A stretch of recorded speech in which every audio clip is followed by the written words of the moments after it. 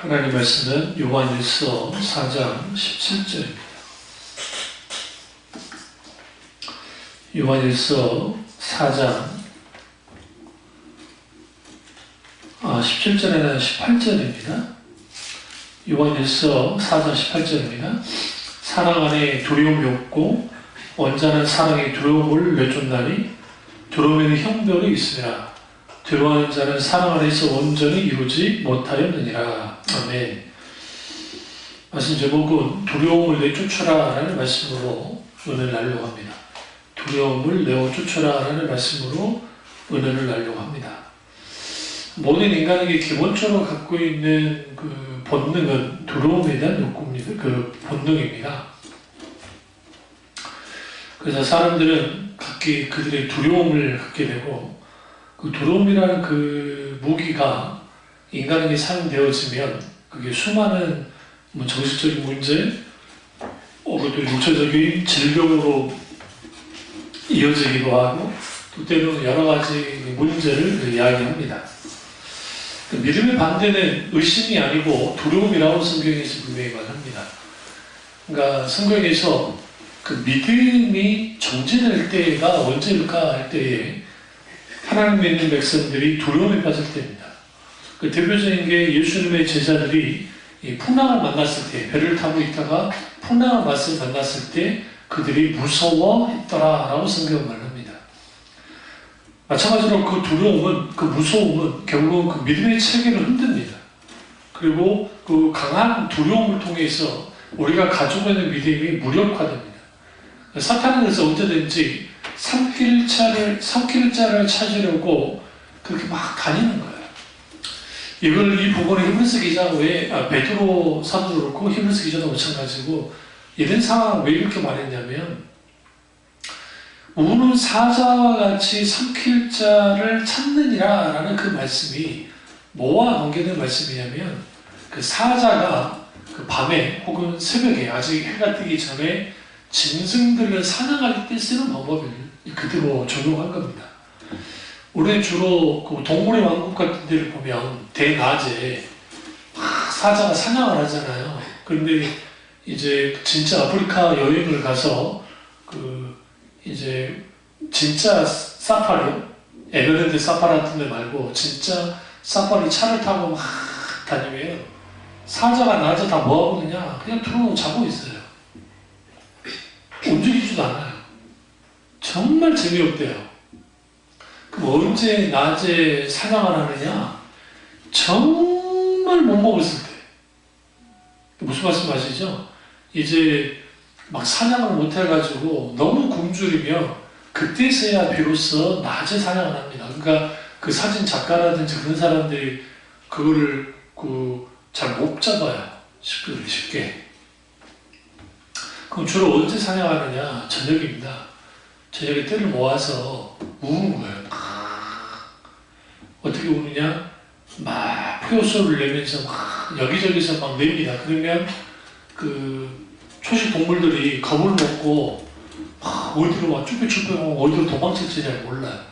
그나마 경험 많은 이제 초식 동물이든 그래도 좀 그런 동물들은 괜찮은데 겁을 먹고 발발발 떨면서 못 도망치는 것들이 있습니다. 그런 것들 낚아채기도 하고 때로는 너무나 크게 당황해가지고 무리에서 이탈하는 거예요.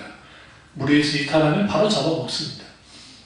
예전에 어떤 분이 우리나라 사람들이 우리나라는 사자가 호랑이가 있었잖아요. 그런데 그 호랑이는 사회성 만나면 어떻게 될까? 오늘날의 그 과학자들 그 말합니다. 호랑이의 울음소리를 들으면 우리 생각에 호랑이다 하고 도망칠 것 같잖아요. 사람들이 못 도망쳐요. 왜 못 도망치냐면 탁 그냥 얼어붙어 버립니다. 그러니까 특별하게 호랑이를 사냥하러 갔다든지 경험 많은 사냥꾼이 아닌 이상은 일반인이 갑자기 맞닥뜨리면 마음의 준비가 된 상태가 아니면 얼어붙어요. 그렇게 잡혀 먹는 거예요. 그렇게. 사탄은 우리에게 공격할 때 우리가 근시안에 기도하고 끼어있지 않으면 어떻게 되느냐? 얼어붙어요. 두려움이 빠집니다. 그러면 그것을 낚아채서 밟고 죽이려 들죠. 그런 것처럼 두려움을 사탄은 반드시 큰 무기로서 우리에게 뭐하느냐? 이제 가져다 줍니다. 그 두려움을 통해서 우리의 믿음이 어떻게 하도록 전혀 사용되지 못하도록 만드는 것이죠. 사도 요한은 그렇기 때문에 신앙생활 하다 보면 반드시 만나게 되는 게 뭐냐? 두려움의 문제라고 말합니다. 그리고 그 두려움의 문제는 결국은 무엇과 관계가 있는 거냐? 사랑입니다. 사랑 안에서 온전히 이루지 못하느니라. 이 사랑은 뭐냐? 하나님의 사랑입니다. 19절 보세요. 5장 19절. 우리가 사랑하면 그가 먼저 우리를 사랑하셨습니다. 하나님이 우리를 먼저 사랑하셨습니다. 그리고 그 사랑을 우리가 하나님을 사랑해야 됩니다. 그러니까 하나님에 대한 사랑이 없으면 우리는 두려움에 빠지게 되어 있습니다. 그 두려움은 실제적이고 그 두려움은 공포스럽습니다. 그래서 모든 인간이 그 두려움으로부터 벗어나기를 원하죠. 오늘날 현대인들이 여름만 되면 공포 영화를 하잖아요. 왜 공포 영화를 보러 가냐? 그러니까 그 공포 속에 있다가 밖에 날씨는 뜨거워 죽겠고, 근데 이제 딱 영화관은 사늘한 에어컨 쫙 틀어져가지고 막 하면 실제로 그게 내게 오는 공포는 아니지만 이제 같이 체험을 하는 거잖아요. 감정이입이 되어가지고 그런 걸 다 하고 나면 기분이 좋아지는 거예요. 스트레스가 해소되고 또 놀이기구 아주 무서운 놀이기구를 막 타는 사람들 있잖아요. 그 막 두려운데도 그걸 타고 나면은 막 즐거움이 있어서 그렇다고 말합니다. 이런 두려움은 유희활동, 여가활동 속에 있는 거니까 뭐 그럴 수 있는데 실질적인 두려움은 인간의 근본적인 죽음으로 도는 두려움입니다. 그래서 그 두려움을 극복한다는 것은 쉽지 않습니다. 이게 권력자이든 뭐 잘 나가는 사람이든 의사아니라 변호사아니라 누가 돼도 죽음 앞에서 섰을 때에 당당하게 맞설 사람은 없습니다. 누구 외에? 우리 예수님 외에. 이번에 아침에 일어나서 잠깐 포토를 검색하다가 프랑스 노트르담 성당이 불탔잖아요. 그 불탈 때 누가 사진을 찍었는데 그 예수님이 나타났다는 거예요. 그래서 이제 그 사진과 함께 쭉 동그라미 이렇게 쳤더라고요. 아까 JTBC 그 정치만 하는 거기에서도 잠깐 나왔었는데 하면서 어느 부분을 동그랗게 가르치는 게 예수님이 나타났다는 거죠. 불이 막 탈 때 험한 속에서 예수님이 나타나셔서 그 안에 있는 유물들을 다 보호했다는 거예요. 실제로 그 안에 있는 유물들 다 거의 이제 실제로 크게 훼손은 안 됐어요. 그 위에 있는 나무 종탑만 많이 훼손됐지. 그러니까 그러면서 이제 이건 기적이다.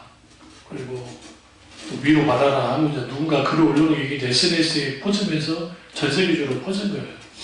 이런 게 소위 카톨릭 신앙에서 나오는 신비주의입니다. 그러니까 카톨릭 철저히 신비주의이기 때문에 누군가가 그렇다면 그렇게 보여요. 옛날에 막 검은 모래사장 예수님 그런 생각나세요? 안 보이면 믿음 없는 거라고 했잖아요.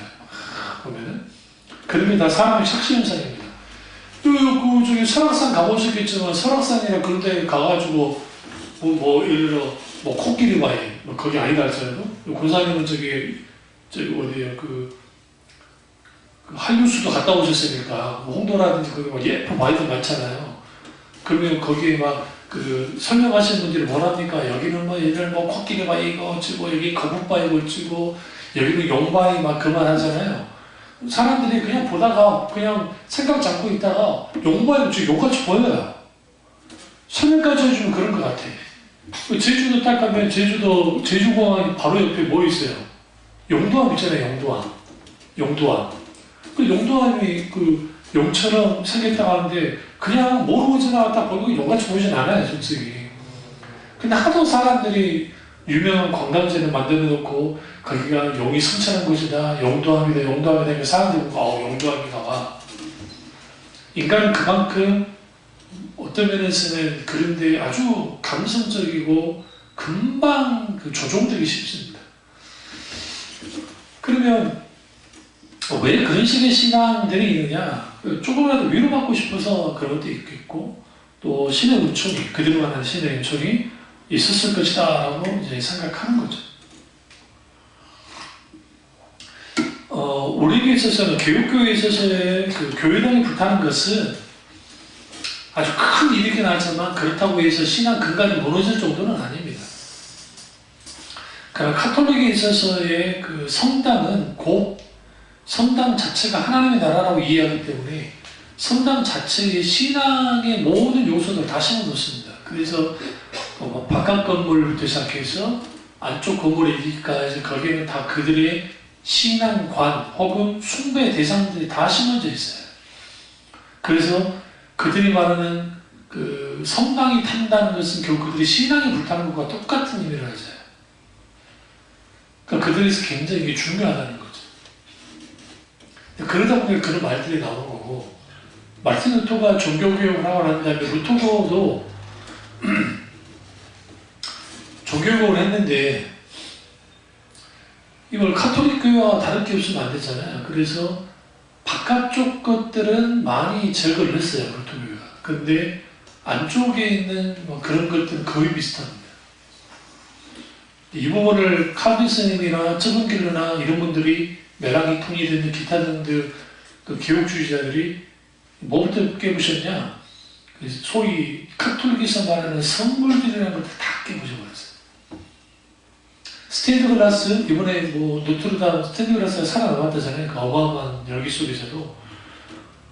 그러니까 그런 것들도 다 저울로 찍어가지고 다 떼어냈어요. 왜? 그게 숭배의 대상이 되기 때문에. 우리 그 합동측에서도 이 십자가, 합동측 목사님들 십자가를 놔두잖아요. 제가 놔둔 이유가 뭐라 했어요? 여기가 상가교회니까 그런가, 상가교회니까.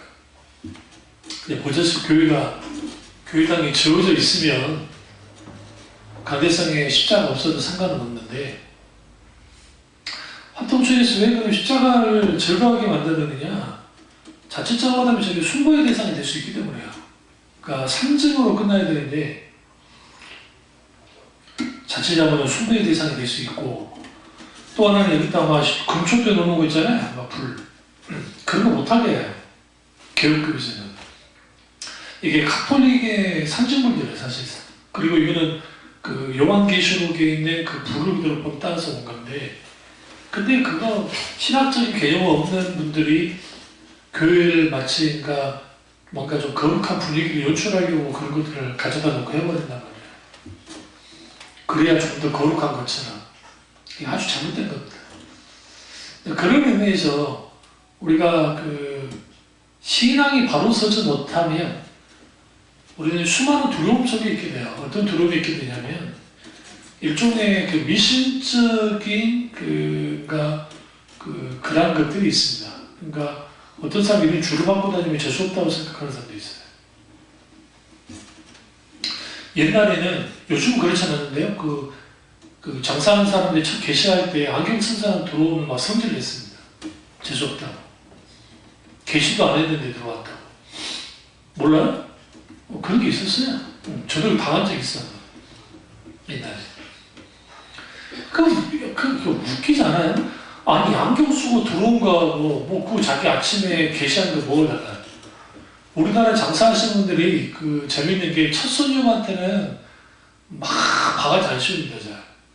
왜냐면, 첫 손님이 만약에 그냥 물건 안 사고 가면, 그날 그냥 쫑친다고 생각을 하기 때문에 그런 게 있어요. 그리고 많이 들어왔다가 물건 안 사고 가면 성질냅니다. 기분 나빠하고.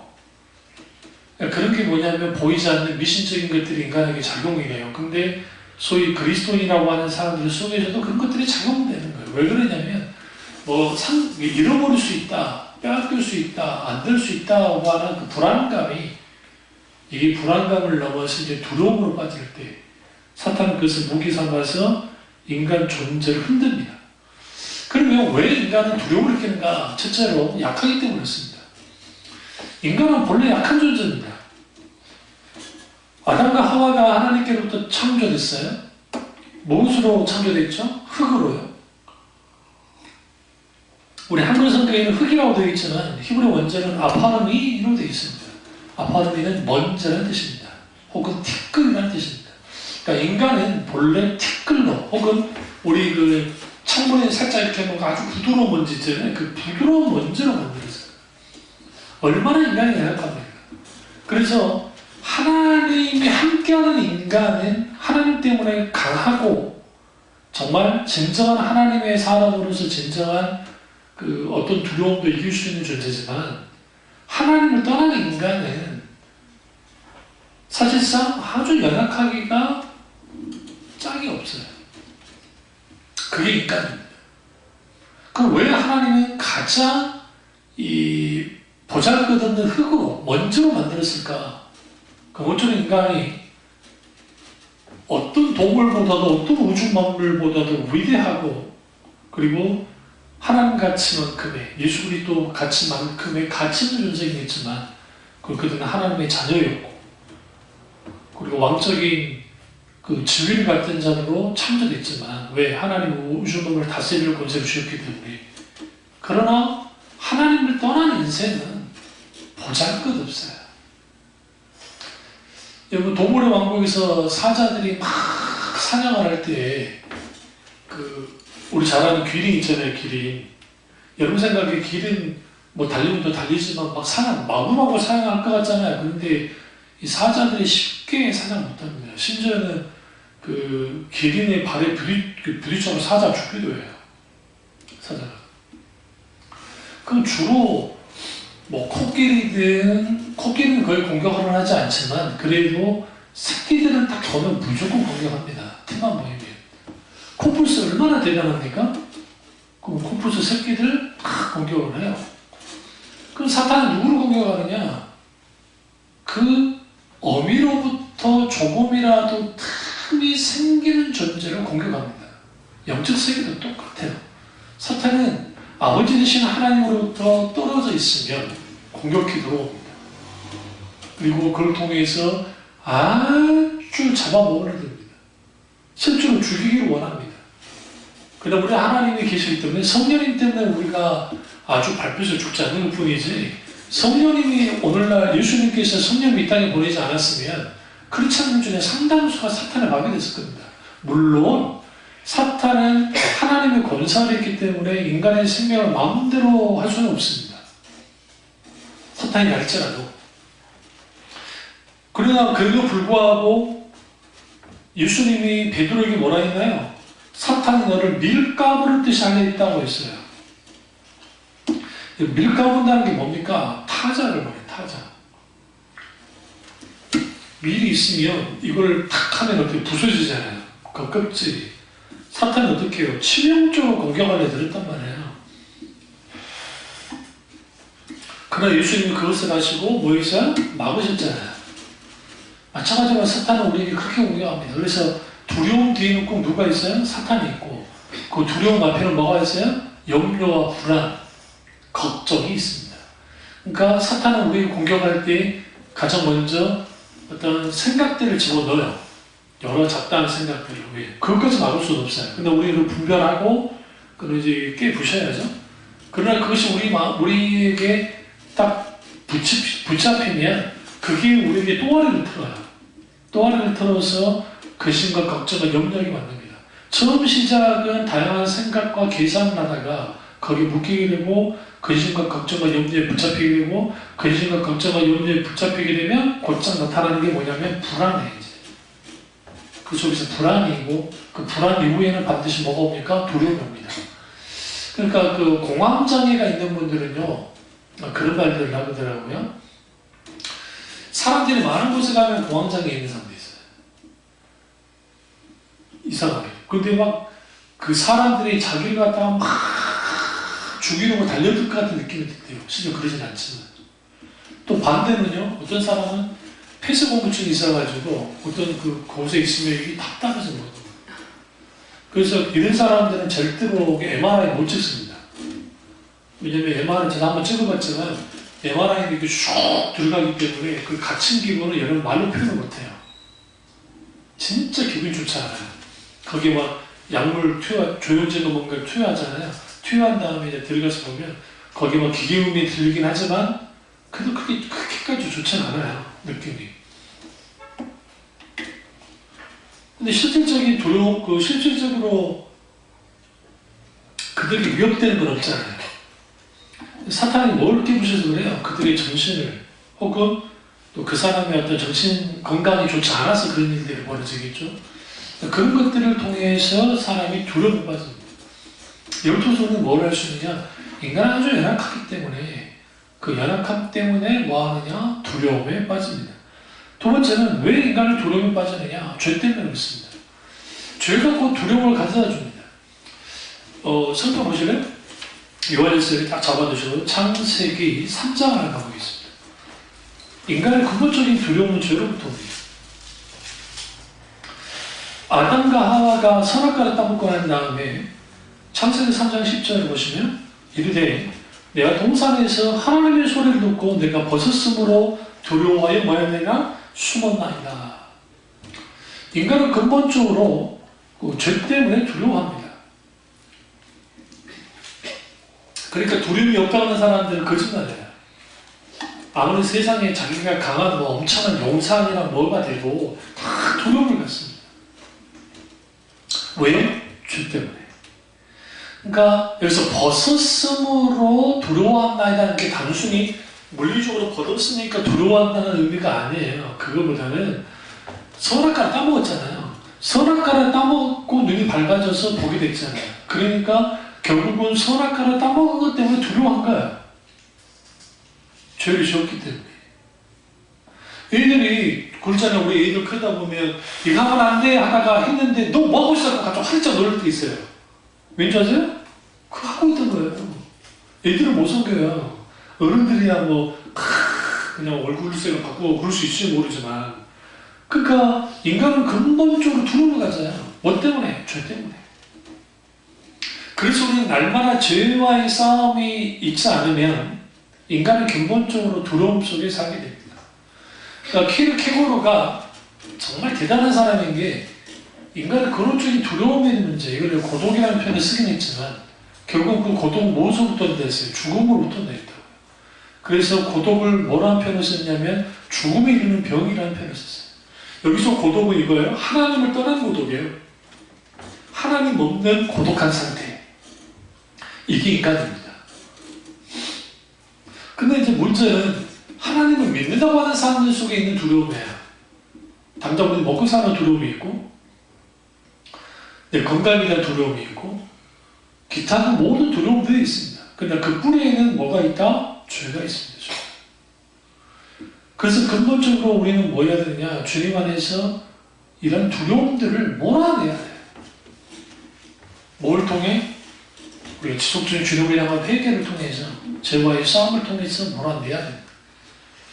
그리고 그렇기 때문에 우리는 분명하게 이 두려움은 결국은 우리의 그 죄 때문인 것이고, 그 죄는 그 원죄로부터 있는 모든 죄는 그 두려움이 늘 함께 따라옵니다.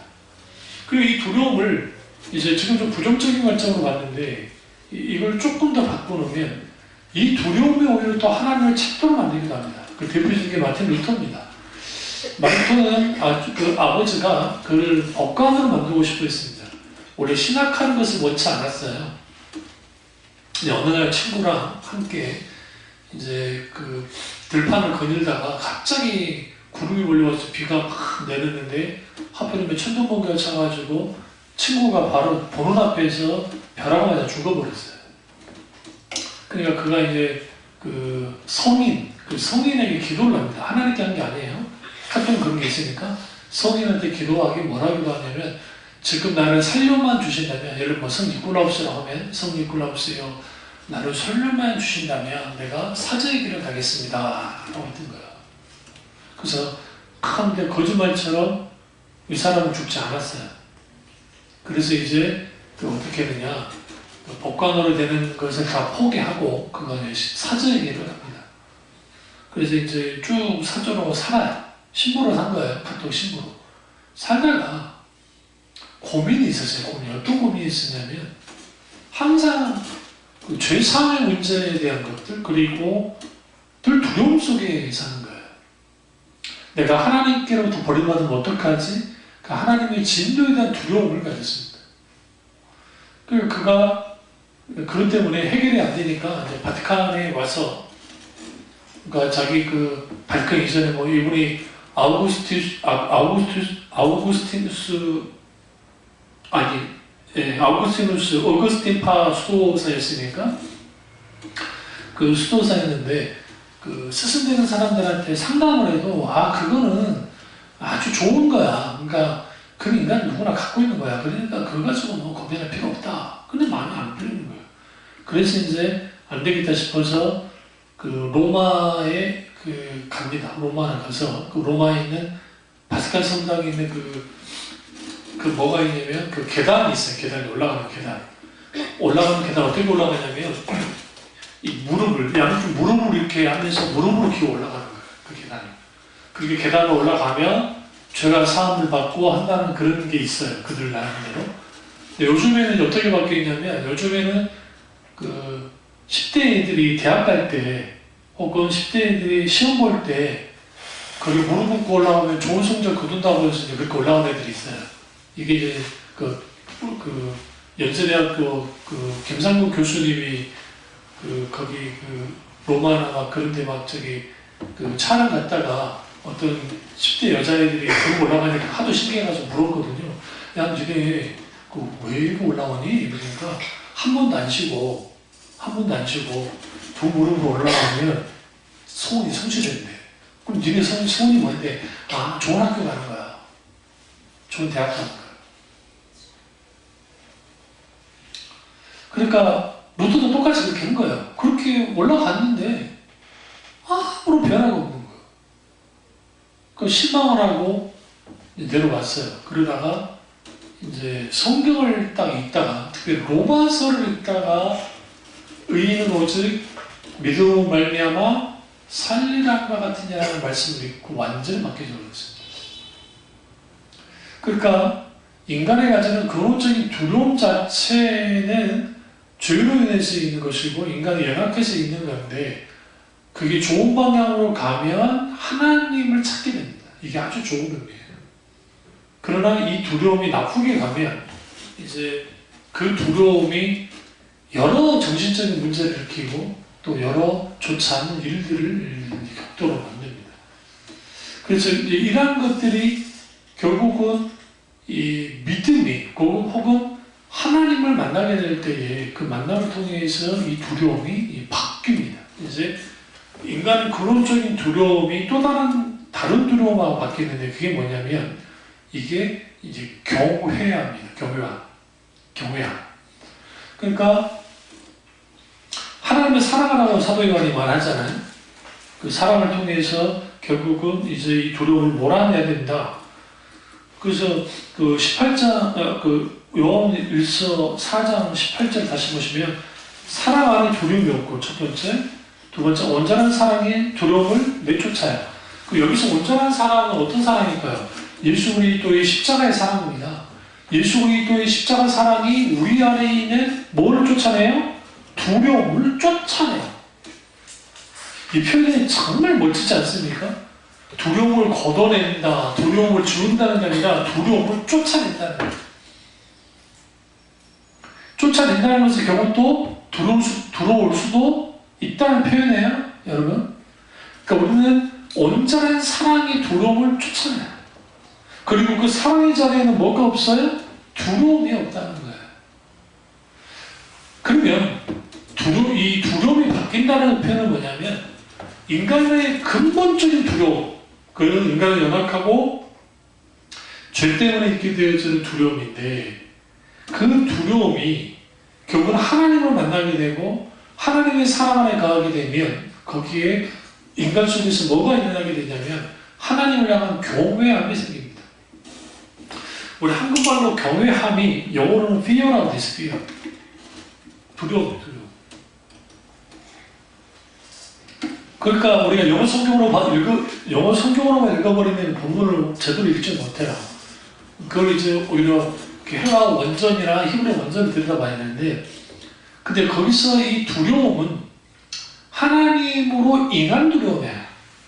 그러니까 하나님이 겁을 줘서 두렵게 하는 게 아니라 하나님 존재 자체가 그렇게 두렵게 피조물에게 다가와요. 왜 그러냐면 하나님 그분이 크고 광대하실 때죠. 너무나 크실 때. 그러니까 모든 피조물이 하나님을 만나게 되면 거기에서 뭐 하게 되느냐?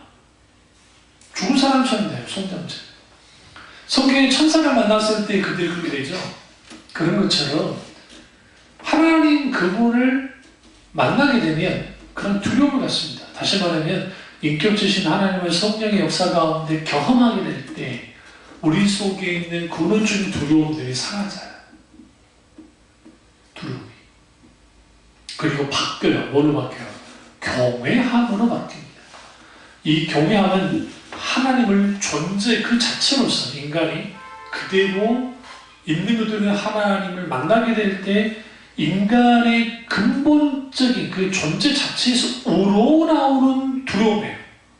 그런데 그 두려움으로 끝나는 게 아니라 두려움과 함께 하나님을 향한 경탄함이 일어나요.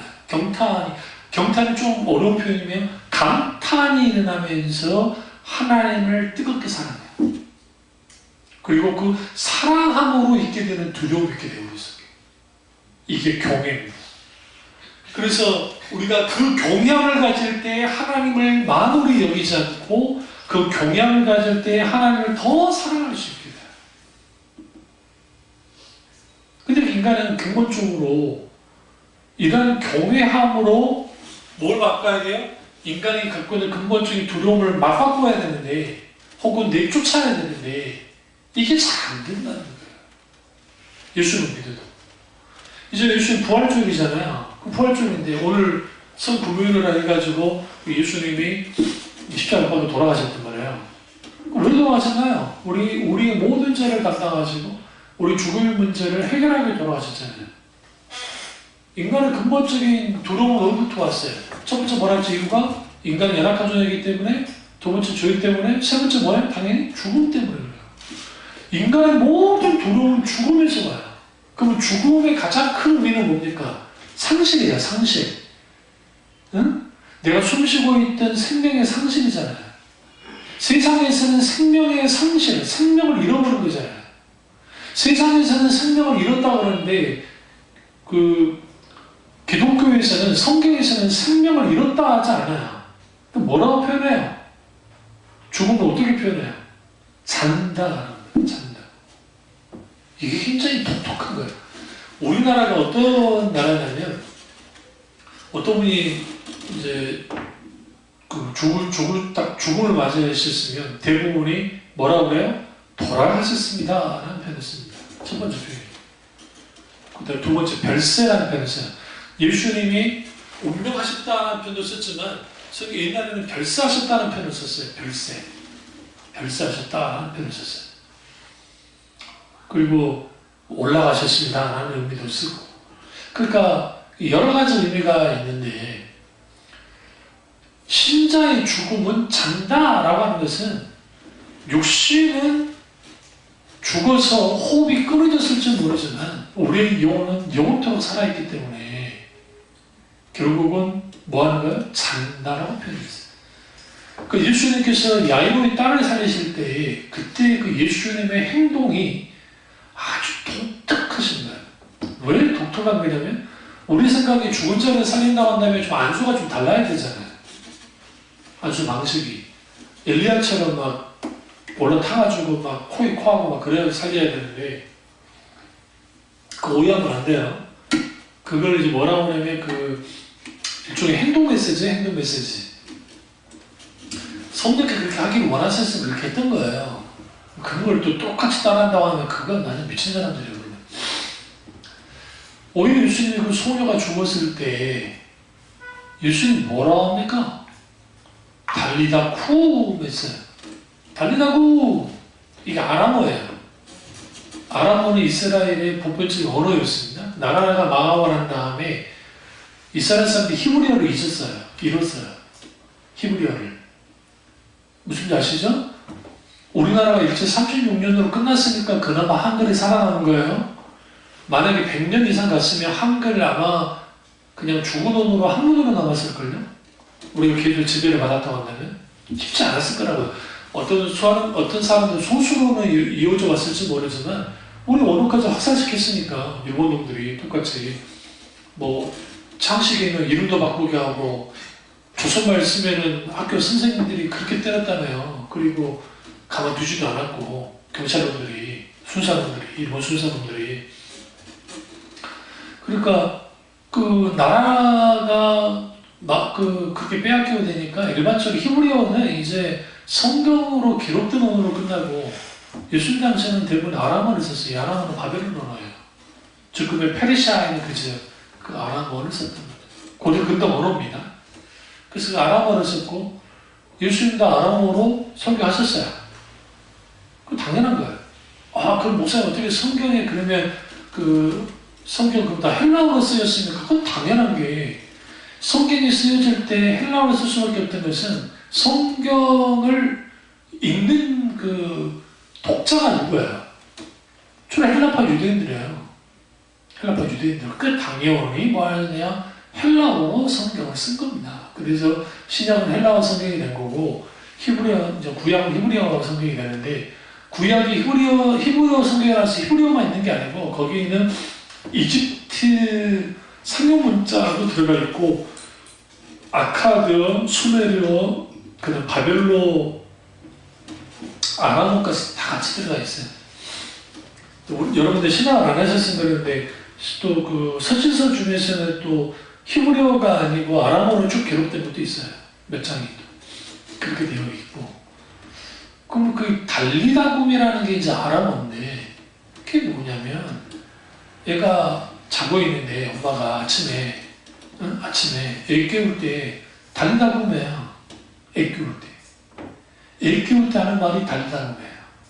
그러니까 우리 말은 이걸 일어나야. 야, 애가 중천에 떴어. 빨리 일어나. 무슨 행동이에요? 무슨 행동이? 잠자고 있는 아이를 깨우는 거였어요. 예수님이 야이로 집에 딱 들어오자마자 하신 말이 뭐라 했냐면 이 아이가 죽은 게 아니라 잔다고 했다고요. 근데 사람들이 비웃더라라고 성경 말합니다. 정말 비웃었어요. 근데 예수님이 사람들을 다 이제 밖으로 나가게 하고 야이로 내외와 그리고 예수님의 순신자 몇 명만 데리고 들어가서 한 게 뭐냐? 주님이 손을 잡고 달리다고 하면서 이렇게 했어요. 그러니까 애가 그냥 자다가 깬 것처럼 깼어요. 예수님이 또 재밌어요. 얘한테 먹고 줬더라고요. 배고프니까 얘기 먹고 주라고. 응? 먹을 걸 가지고 들어왔죠. 그 엄마가 가지 않겠어요? 기쁜 마음으로 가서 먹을 걸 가져왔을 겁니다. 근데 얘가 그 음식을 먹었어요. 죽은 자가 음식을 먹을 수 있습니까? 없죠. 하나님이 인간의 근본적인 두려움은 결국 죽음 문제죠. 그 죽음 문제를 해결한 거예요, 예수님. 그 현장에 있어요. 이것을 통해서 하나님이 계신 곳에 우리 예수 그리스도 그분이 계시는 곳에 두려움은 있을 수 없다는 것을 분명히 말하고 있는 겁니다. 그러나 인간은 근본적으로 이 본능적인 두려움을 갖고 있기 때문에 그 두려움이 인간에게 몰려올 때 거기에서 한없이 무너지고 넘어지는 거예요. 그럴 때 우리에게 필요한 게 뭐냐? 지속적으로 주님의 날개 아래 들어가는 겁니다. 세상 사람들 이렇게 말해요. 기독교인들 얘네는 진짜 의지 박약들이야. 의지 박약이니까 신을 찾지 하나님을 찾지 야, 이 세상 좀 당당하게 살아봐 라고 해요. 그래서 사실 그렇게 말하는 사람들이 자신의 죽음 앞에 섰을 때 당당할 수 있을까요? 그렇잖아요. 물론 어떤 용기를 가지고 죽음에 뛰어드는 사람이 있을 수도 있을 겁니다. 예수님이 그 말 했잖아요. 친구를 위해서 목숨을 바치는 자가 많지 않지만 그런 자가 있기도 하다라고 했다고요. 그러나 그것은 결국은 근본적으로 죽음의 문제를 해결해 주는 게 아니에요. 그런 의미에서 우리는 분명하게 뭘 봐야 되냐면 두려움을 이기는 비결은 없어요. 뭐밖에? 예수 그리스도의 사랑이 우리 속에 지속적으로 있는 것 외에는 십자가의 사랑이 있어야 두려움을 내어줄 수가 있습니다. 그리고 그 온전한 사랑 안에는 뭐가 없어요? 두려움이 없습니다. 이걸 좀 더 주님이 확장시켰어요. 그게 뭐냐면 20절에 누구든지 하나님을 사랑하노라 하고 그 형제를 미워하면 이는 거짓말을 하는 자니 보는 바 그 형제를 사랑하지 않는 자는 보지 못하는 하나님을 뭐 할 수 없느니라? 사랑할 수 없느니라. 이런 사람도 있죠. 자기는 하나님을 사랑한대. 너무나 뜨겁게 사랑한다. 그런데 내 주위에 있는 사람들을 사랑하지 않아요. 형제지간에 문제가 많아요. 걔는 어떤 문제가 있어요. 다툼이 있어요. 사랑하는 관계가 아니에요. 그럼 무슨 일이 벌어지는 거예요? 그게 진정한 하나님의 사랑이 없는 거예요. 그러니까 뭐가 있느냐면요. 그래도 좀 사랑할 만한 해주면 사랑해 주겠는데 그러지 못한 경우 있잖아요. 솔직히. 이번에 그 암흑의 그 진주에서 정말 칼부림 내고 정말 5명, 3명을 앗아갔는데 그놈 형이 그랬잖아요. 자기도 피해자라고. 그러니까 동생이 두려워서 그렇게 숨죽이며 살았던 거예요. 뭐 조현병 있고 뭐 한다고 하지만. 그러니까 그런 그 두려움이, 그러니까 그런 사람을 형제로서 사랑하기 쉽지 않잖아요. 말도 안 통해. 이게 아나무인이에요. 그러니까 거기에 이제 여러 우리 신앙에 뭐가 있냐면 이게 의문을 가질 때 있어요. 그런 사람도 사랑해줘야 되는 건가? 근데 예수님 그러잖아요. 네 원수를 사랑하라. 원수, 범주 안에 다 들어가요. 이게 문제예요. 그러니까 그 예수님이 그 말씀을 가르칠 때 너희는 원수를 미워하라는 말을 들었으나 너희는 원수를 사랑하라 했으니까 우리는 좀 이게 예수님 이상한 소리 한다 생각할 거예요. 원수를 미워하라는 말을 들었으나 라고 하니까. 근데 그게 실제로 율법에 나와요. 이에는 이, 눈에는 눈. 그래서 원수를 어떻게 반드시 갚아줘야 돼요. 응? 그러니까 그렇게 율법에서 정한 거예요. 근데 이것은 단순히 그 보호법이 이제 복수법이라는 표현을 쓰는데 이 보호법이 막 누가 나한테 잘못했으니까 무조건 그 사람한테 복수를 해야 한다는 차원의 것이 아니고 이거는 아주 고도의 법이야. 그러니까 그 힘없는 사람이 힘 있는 자에 의해서 만약에 어떤 일이 벌어졌다 합시다. 그럼 이 힘없는 사람이 힘 있는 자에게 어떻게 할 수가 없잖아요. 근데 율법은 뭐라고 하느냐? 힘이 없는 사람이 그 사람에게 마땅히 복을 쾌라해. 그러니까 이건 뭐냐면 그 약자를 위한 법이었어요, 사실. 왜냐하면 강자들은 그런 거 없어도 복수를 해요. 자기들 힘이 있기 때문에. 약자 보호법이에요. 그러니까 함무라비 법전에서 뭐 따와가지고 뭐 성경이 따와가지고 막 그런 식으로 있다. 그런 게 오해서 나오는 거예요. 함무라비는 한참 후에 살아야 돼요. 솔직히 성경이 그렇다는 겁니다. 그런 의미에서 제가 무슨 말씀 드리려고 하냐면 원수 사랑함이 힘듭니다. 그래서 우리는 항상 이 원수 사랑함의 문제를 어디로 가지고 나가야 되냐면 십자가로 끌고 들어가야 돼요. 예수 그리스도의 십자가로. 주님 저로서는 사랑해 줄 수가 없습니다. 그렇기 때문에 예수 그리스도의 사랑으로 사랑할 수 있도록 주께서 베풀어달라고. 그러한 것들이 우리 가운데 있게 될 때에 적어도 우리 속에 뭐가 서서히 사라지기 시작해요? 미움이 사라지기 시작할 겁니다. 그러니까 그렇게 되면 우리 속에는 두려움들이 밀려나는 거예요. 밀려나는 거예요. 그러나 우리 늘 그 숙제를 갖습니다. 어떤 숙제를 갖냐면 내가 이렇게 해도 인간은 환경에 대한 두려움, 건강에 대한 두려움, 여러 두려움 속에 살게 됩니다. 그래서 필요한 게 뭐냐? 매 순간순간 주님을 의지하며 사는 거예요. 주님을 바라보면서 사는 겁니다. 그것을 통해서 우리 속에 있는 두려움들을 믿음으로 이기고 진정 하나님이 주시는 참된 평안을 누리며 살기를 주님으로 축원합니다. 기도하겠습니다. 기도하실 때 오늘